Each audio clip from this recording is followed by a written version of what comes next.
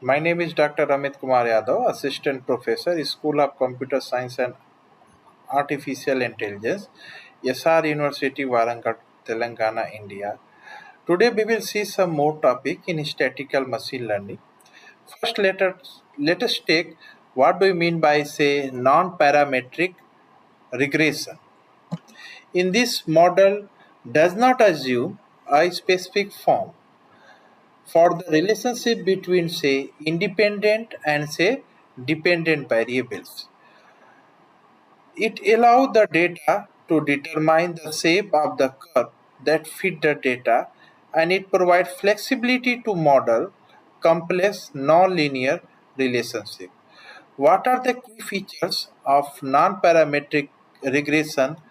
First one, no assumption of functional form.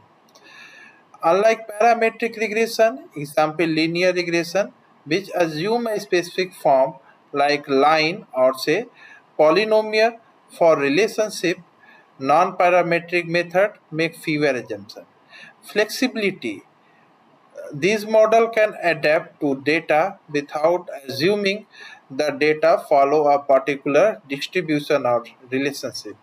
Data driven.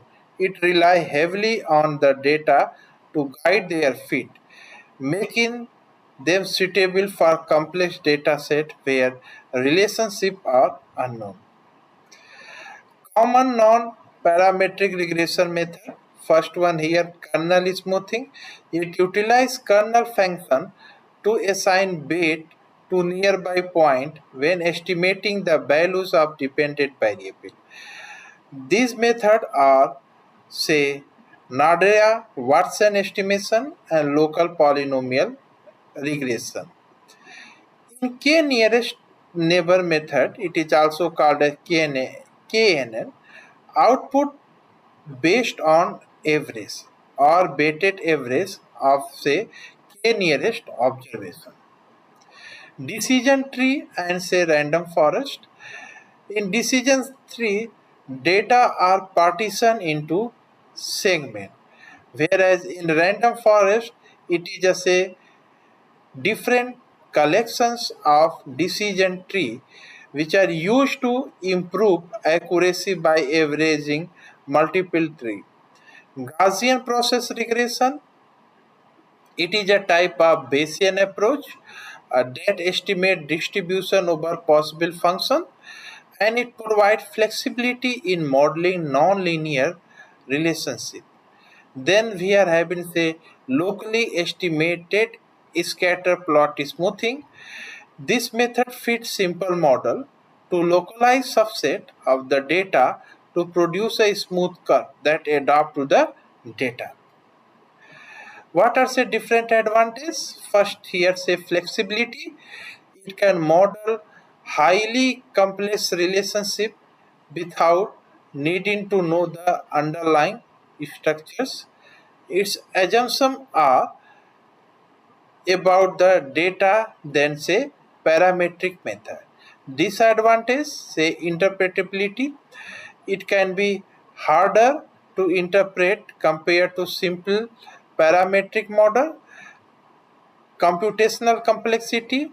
Non-parametric models, it requires computationally intensive, especially for say larger data sets. Overfitting, since non-parametric models are flexible, they can overfit the data, especially if not carefully tuned. Kernel smoothing, it is a non-parametric technique. It is used in say regression analysis to estimate the relationship between variables. Unlike parametric methods, it assumes a fixed form, example say linear or say quadratic. Kernel smoothing, it allows data to determine the shape of relationship. Kernel smoothing estimates the value of response variable y at a particular point, say x naught, by considering the neighboring data point. The contribution of neighboring points are weighted according to their distance from x naught, with point closer to x naught receiving more weight. So try to see the formula for kernel smoothing. Suppose we have to give prediction at x naught by say Nadia Watson estimation. We will use this equation here where xi are say observed value of say independent variable. So here you will find out dependent variable and independent variable. Yi is the observed say dependent variable. Ku is the kernel function. This is called as a kernel function which determine how weight are assumed based on distance between xi and x naught. H is the bandwidth smoothing parameter that control how much influence uh, neighboring point have. Some common kernel function. First one here we are having Gaussian kernel. It is given by Ku 1 by say 2 pi exponential of minus u square by 2. Next we are having Epanchio kernel. Here k is a function of u that will be equal to 3 by 4 1 minus u square. Here mod of u is less than or equal to 1. Then we are having this uniform kernels. Here k is a function of u is equal to 1 by 2. Here mod of u is less than or equal to 1. Now let us take one example. Say here bandwidth h is a critical parameters. Its small h makes the model sensitive and it leads to overfitting, while large h leads to underfitting. So we will see here example of say kernel smoothing. So here our studies it is given by x, test score it is given by y. 1 corresponding to 1, our test score is 50. Similarly 2 score is 60, and similarly 4 score is 70, and to 5 score is 75.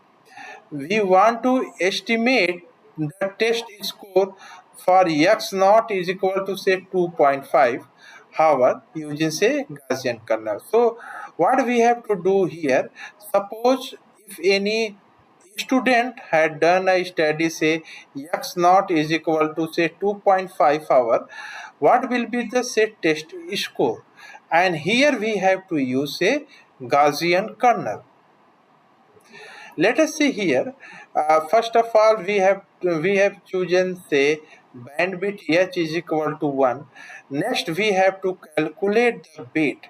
Here k 2.5 minus 1 by 1 by 1, say that will be equal to say 1 by 2 pi exponential of minus of 2.5 minus 1 whole square by 2, and here we are getting as 0.325.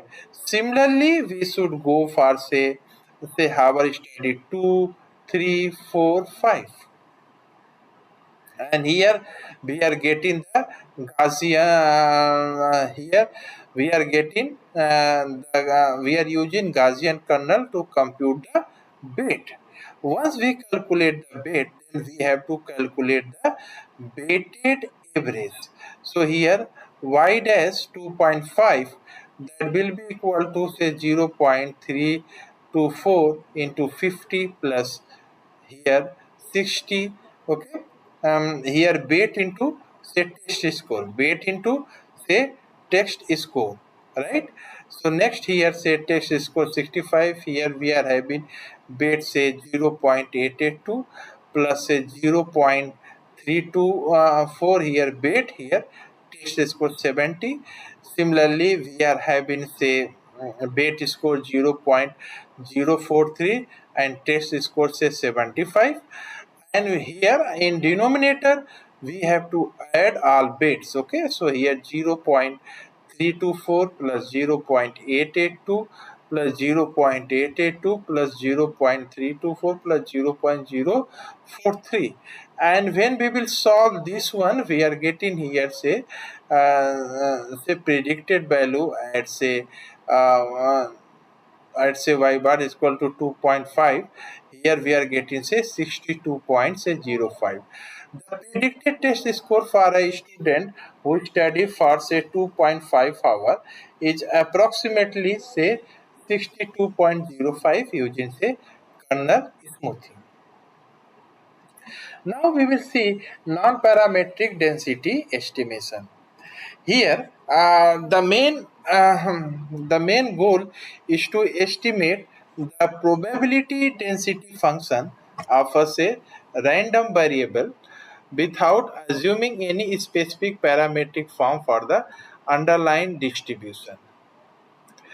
Here, it differs from say parametric approaches which assume say data follow a known distribution. Example, normal and exponential. Here we are having say histogram estimation. The data range is divided into intervals or bins and number of observations falling into each bins in counted. The estimated density is piecewise constant within each bin. Next, we have to calculate the width of bin can greatly affect the result. Too wide and important details may be lost. Too narrow and result might be overly noisy. Next, here we are having kernel density estimation. It is given by say KDE. In this, each data point is replaced by a smooth kernel function. It is called as a Gaussian, and the estimated density is the sum of these kernels. The smoothness of estimate it depends on say bandwidth or smoothing parameter which control the width of the kernel. What are say pros? Smooth and flexible means it can approximate a wide range of distribution. What are cons? We have to choose the bandwidth which is critical. Too small cause overfitting, too large causes over smoothing. What is the formula here? F cap x is equal to 1 by s summation of say I is equal to 1 to n k x minus xi into by h, where f cap x is the estimated density at point x. N say here number of say data point, here number of say data point. H is the bandwidth and it is also called as smoothing parameter. K is the kernel function, example say Gaussian, Epanchkov, etc. Xi are the observed data point. Next, here we are having say non-parametric classification, and it is a type of classification that does not assume any say particular form. Uh, Unlike parametric model which assume a fixed number of parameters, example linear regression, logistic regression, non-parametric model, it can adapt to the complexity of data and grow their complexity as more data become available. So what are say key features? Flexibility. So non-parametric classifiers, it is flexible and it models complex relationship without using a predefined form. High data dependency, it means that non-parametric performance improves with say larger data set because it is a data driven, no fixed parameter, and this non-parametric model have not any fixed number of parameter. It estimate distribution of data or the decision boundary directly from the data. So common non-parametric classification method. So k nearest neighbor, it is called as a KNN, classify a data point based on say majority class of its k nearest neighbor. K nearest neighbor. Decision tree, this decision tree classifier is split data into branches based on say feature value. The model adapt to the structure of data, creating a tree that grow dynamically. Next, here we are having random forest. It is called as a symbol of decision tree, in which each tree is trained on a say subset of data. It makes classification by taking majority out of all tree. Then we are having say support vector machine with nonlinear kernels. It is used with say nonlinear kernels like radial basis function RBF. SBM can become non-parametric as they do not assume a linear decision boundary. Then we are having this kernel density estimation. It estimates probability density function of say data set. It can be extended to classification tasks by using density estimation to classify say data points. Use of non-parametric classification, when relationship between features and target variable is complex or unknown, then we are using this non-parametric classification. Um, Apart from this, when we are having say a large amount of data set, in that case we are using this non-parametric model to generalize well.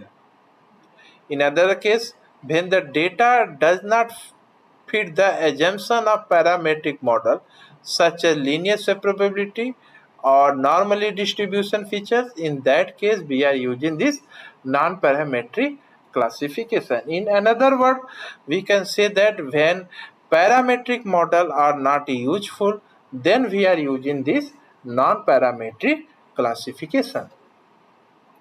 Next part here, k nearest neighbor. It is used for say regression and say classification problem. How it is used by finding k closest data point. It is called as neighbor to a given query point and making prediction based on majority class for classification or average value for regression of those neighbors. So let us see different steps. K means here number of nearest neighbor considered. So choice of k is crucial. If we choose a small value of k, it makes the model sensitive to noise. If we choose large value of k, it makes the model less sensitive but more generalization. Distance metric measure how close two points are to each other. It is given by Euclidean distance uh, and Manhattan distance or Minkowski distance.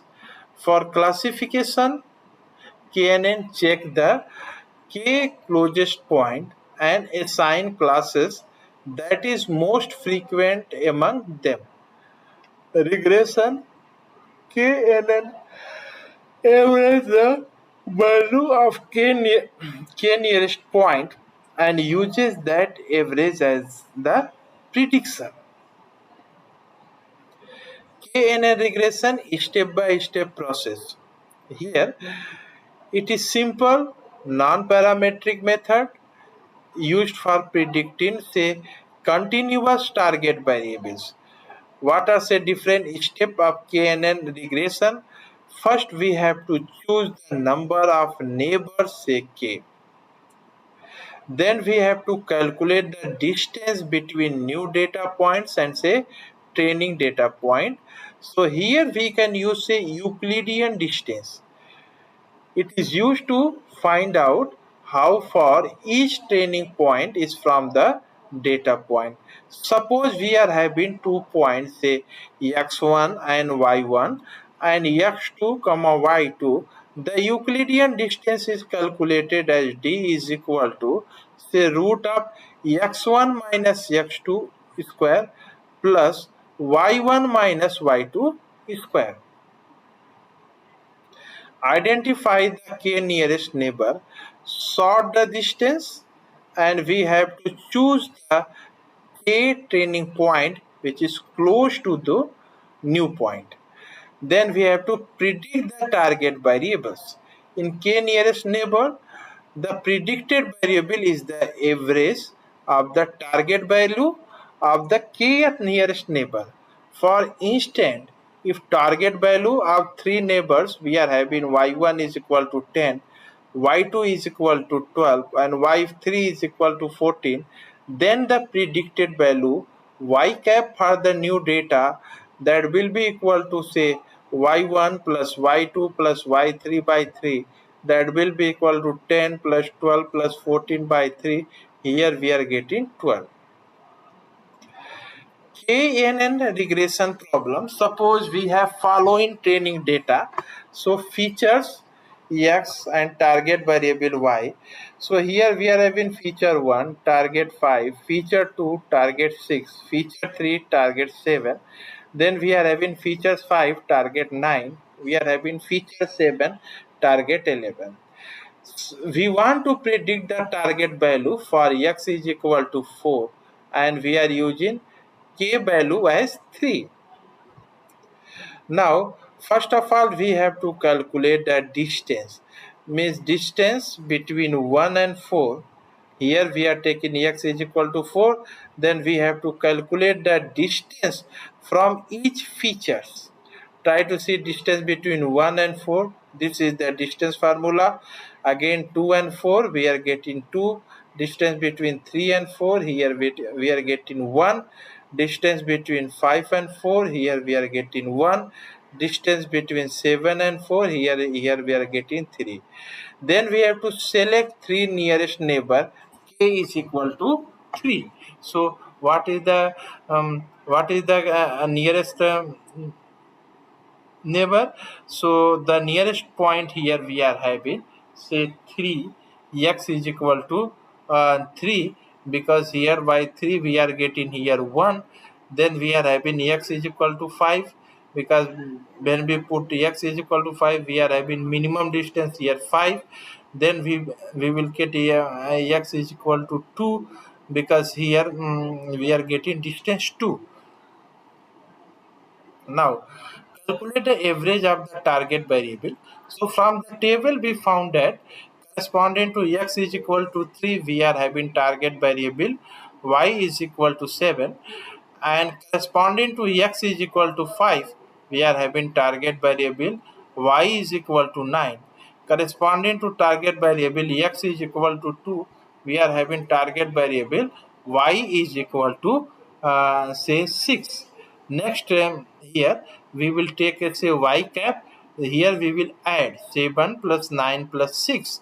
Here we are having 7 plus 9 plus 6, that will be equal to 22 by 3. Here we are getting, say, 7.33.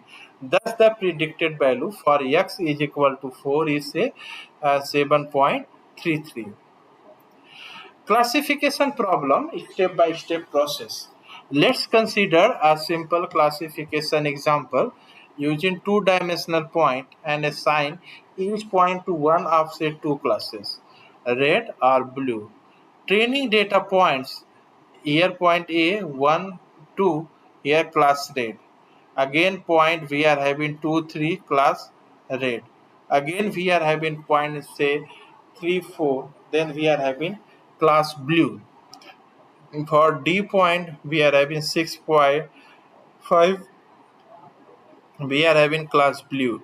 Then we are having E point, say, 7, 7, we are having class blue. Now we have a new point, say, x say 5.55 and want to classify it using k is equal to 3.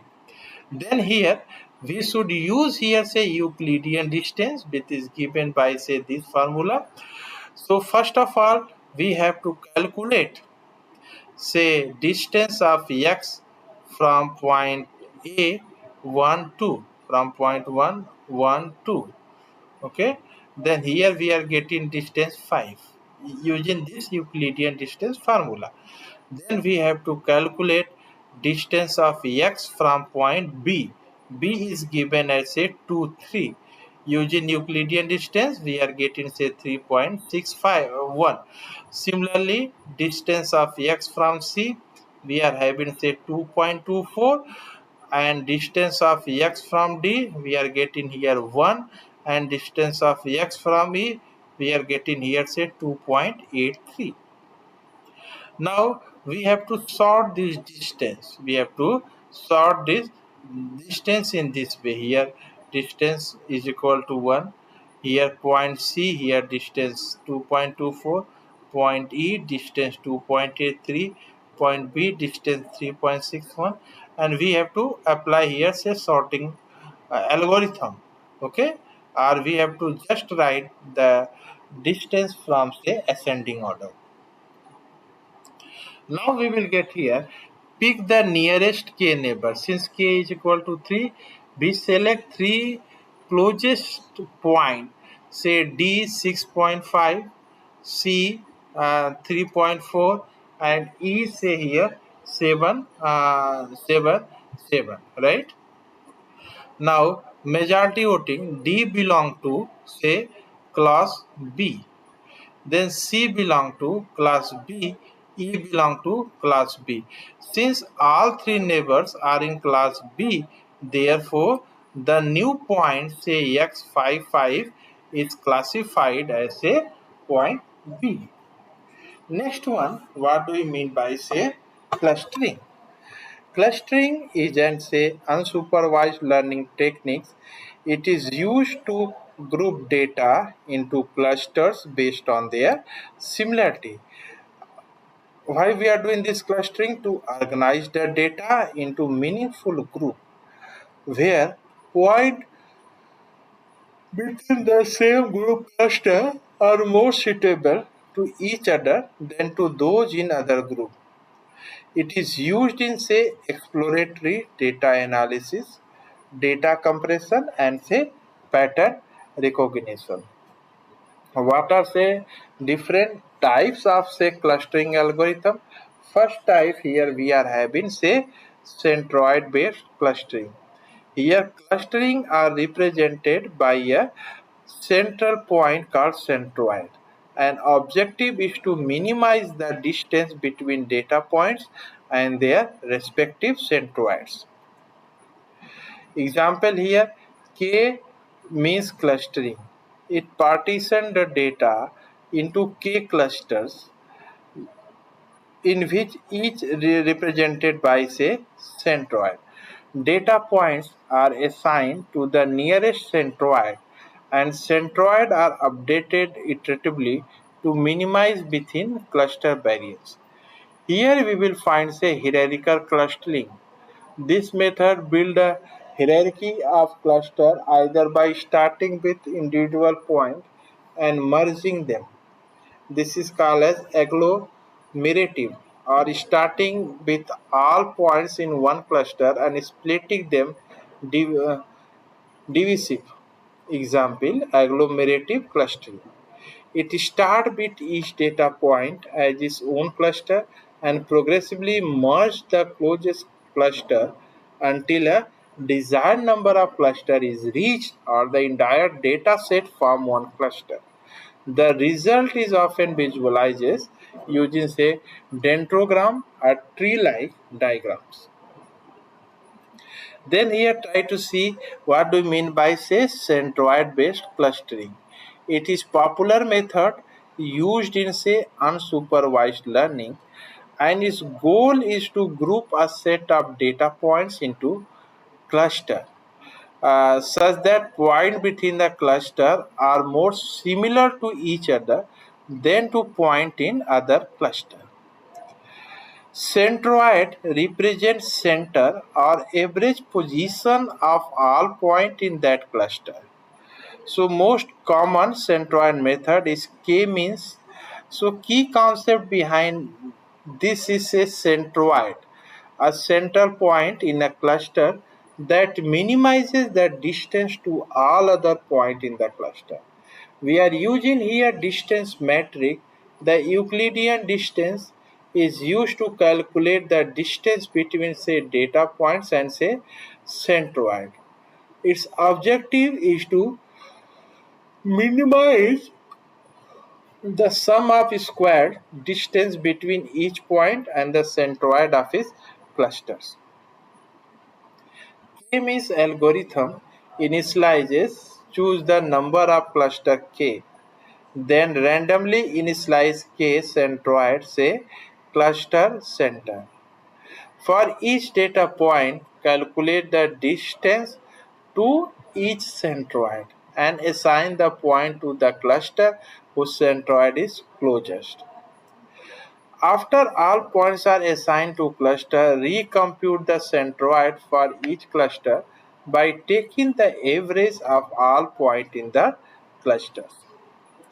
Repeat the assignment and update step until the centroid no longer changes significantly or until maximum number of iteration is reached.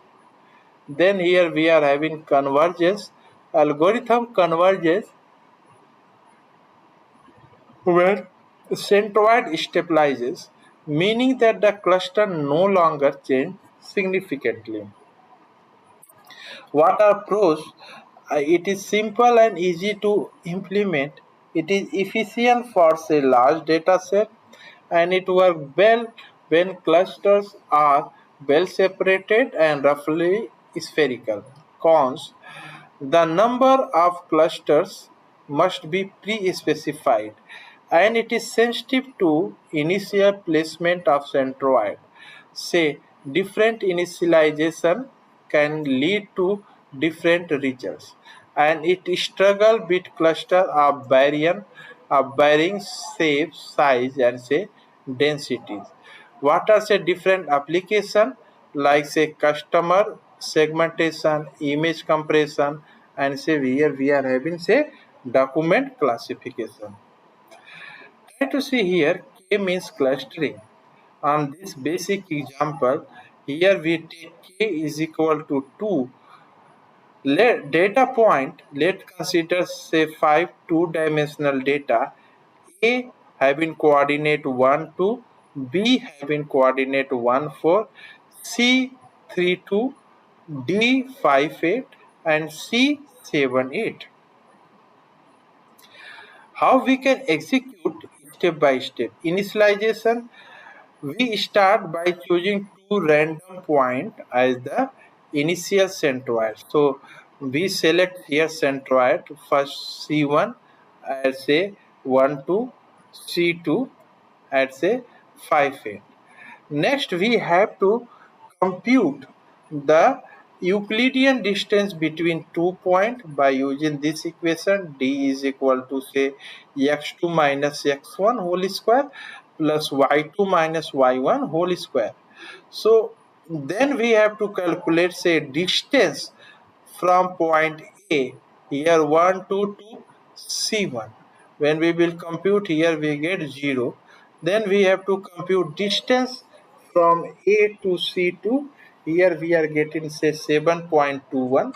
So here A is assigned to C1. A is assigned to C1 because here the distance is less. So therefore we assign A to cluster C1.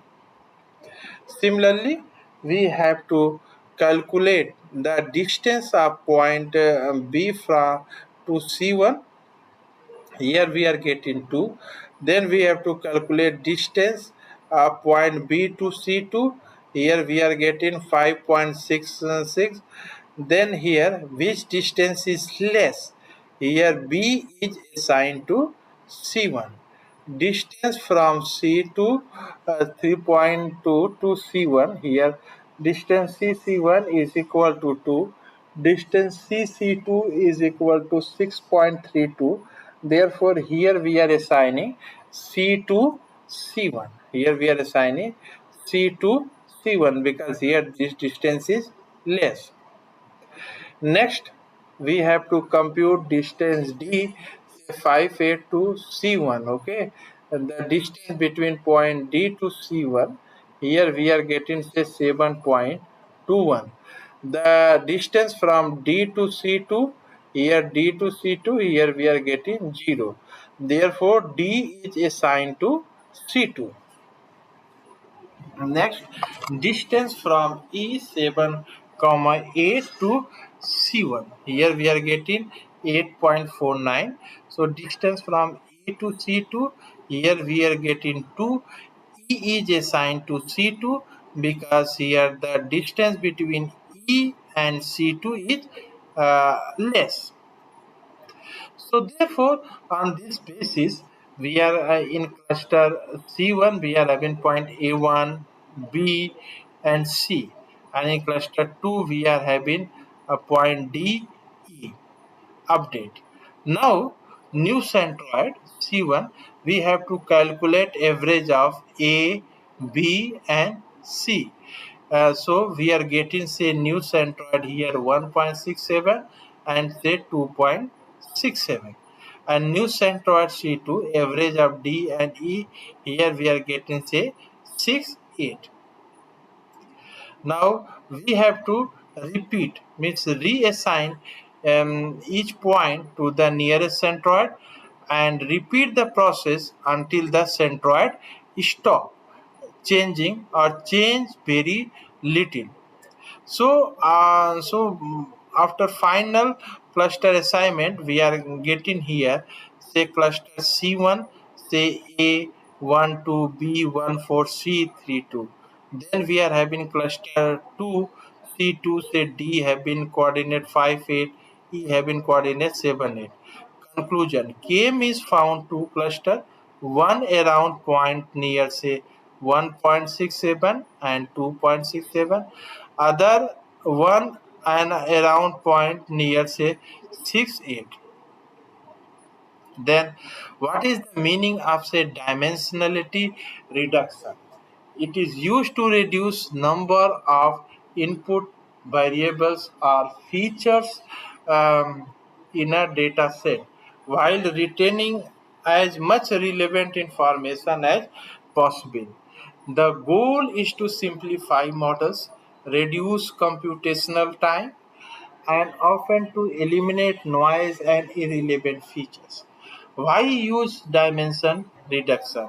It is used to improve efficiency, reduce the number of dimensions, make models faster to train and easier to interpret. And it avoids a curse of dimensionality. Higher dimensional data set can suffer from sparsity, leading to overfitting and making it harder to generalize from the data. Noise reduction: by removing irrelevant or redundant feature, dimensionality reduction can make the model more robust. Better visualization for data with many features. Dimensionality reduction help in visualization data in 2D or say 3D space. Types of dimensionality reduction technique. First one say feature selection. Here, select a subset of original features that are most important or relevant to the model. For this, there is a filter method. So, in this method, we are using say correlation, mutual information to select important feature. Then we are having Brapper method. Use the predictive power of model to evaluate feature subset. Examples say forward selection, backward elimination. Then we are having embedded method, algorithm that incorporate features selection during model training. Example lasso regression and say decision tree. Then we are having feature extraction, transform the original high dimensional data into say lower dimensional space. First here we are using say principal component analysis. It is one of the most popular technique. It projects the data into a new coordinate system where the axis principal component capture the most variance in the data. Where we can use this one in say data compression to reduce noise.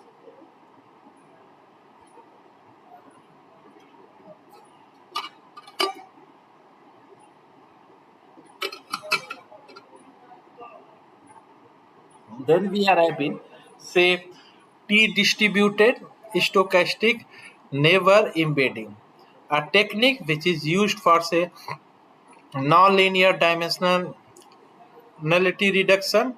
It preserves the local structure of the data, making it useful for visualizing high dimensional data in 2D or 3D. It is used for say data visualization rather than downstream modeling. Next, here we are having autoencoder, say neural network based.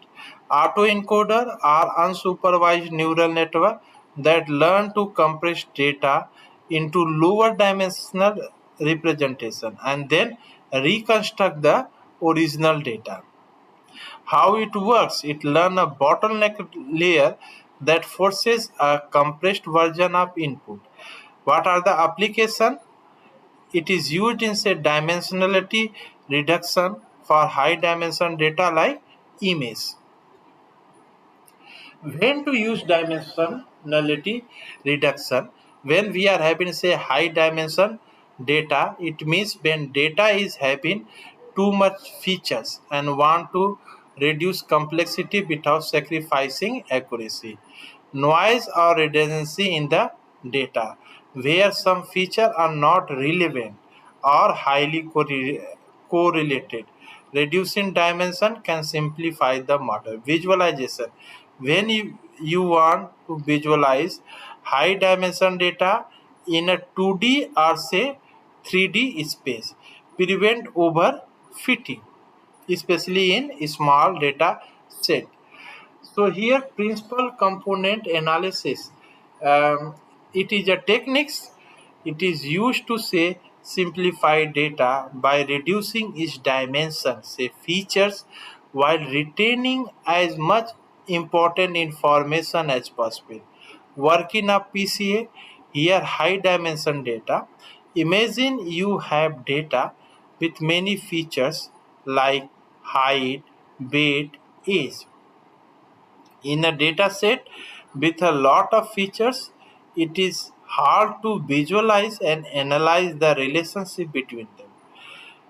So PCA, principal component analysis, look for new features called principal component, which are a combination of original features.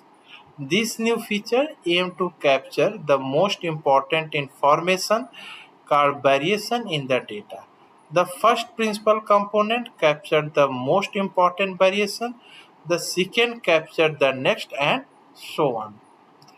Reduced dimension some PCA allow you to keep only the most important one, the first few principal component.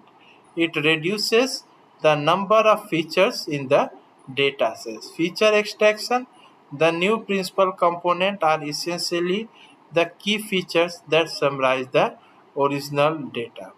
It is useful in tasks like visualization, classification, or regression. Consider the following dataset with two features, let's say height and weight for three individuals. Here we are having three-person ABC with height given in centimeter and weight given in kg. So we have to take this data in matrix. Okay, organize the data in matrix. Let us call it at X, where each row is a person. Okay, each row is a person, and each column is a features or say is a feature say height and weight. Now here mean centers and data, where we have to calculate say mean of height. Mean of height we have calculated taking all values Here we are having 3 values, divided by 3, we are getting 170.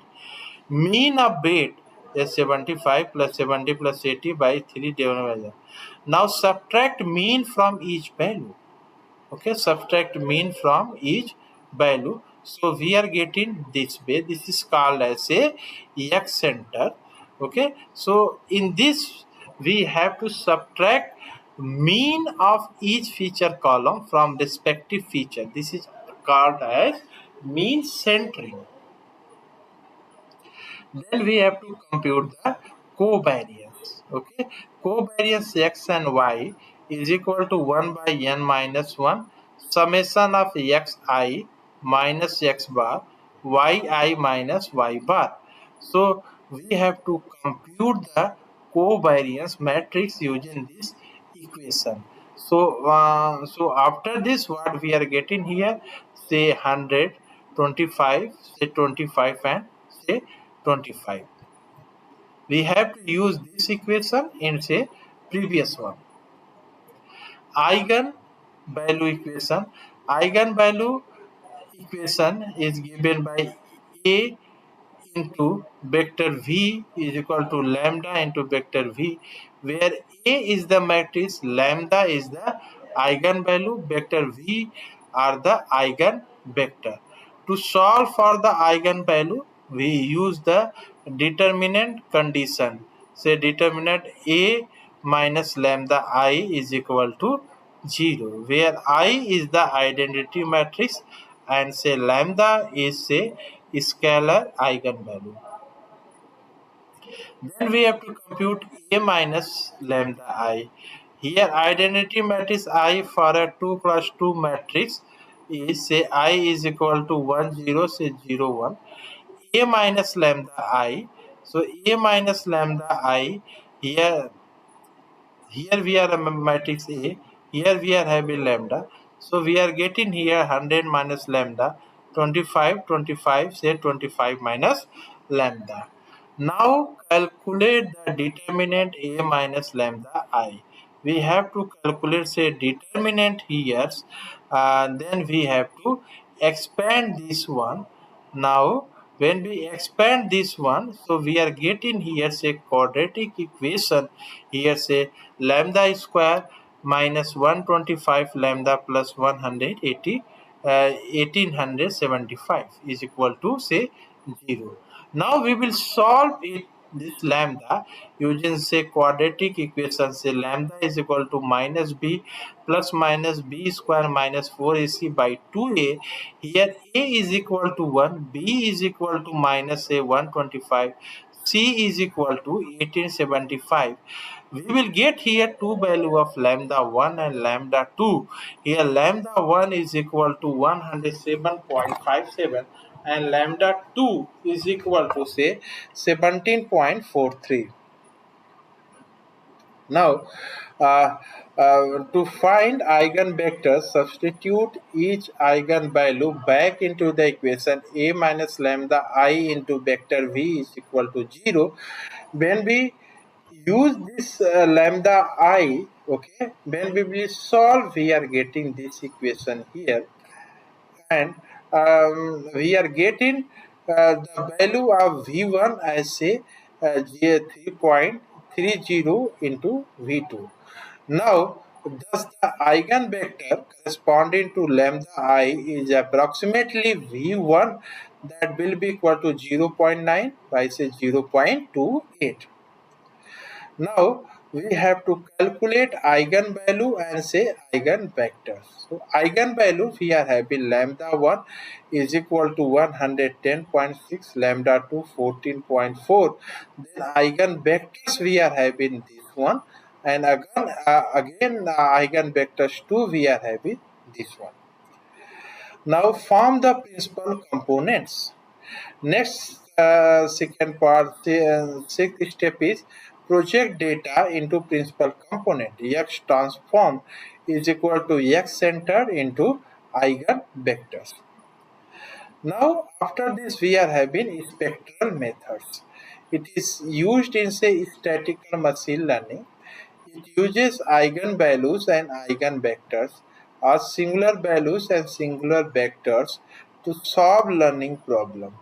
It is useful for unsupervised and say semi-supervised learning tasks such as clustering, dimensionality reduction, and matrix factorization. It is rely on decomposing a matrix, often a similarity matrix or a covariance matrix, into eigenvalues and eigenvectors. So here the idea behind this one is a spectra of a matrix can reveal important properties about the data. So basic steps in a spectral method. First we have to construct a matrix, then we have to compute eigenvalue and eigenvectors, then select leading components, then we have to interpret or say transform. Next, we are having say kernel methods. So it enables algorithm to operate in say high dimensions. It is achieved through say kernel tricks, which uses a kernel function to compute inner product between data points in a high dimensional space. This approach is powerful in say nonlinear problem such as say classification task, regression, and say clustering.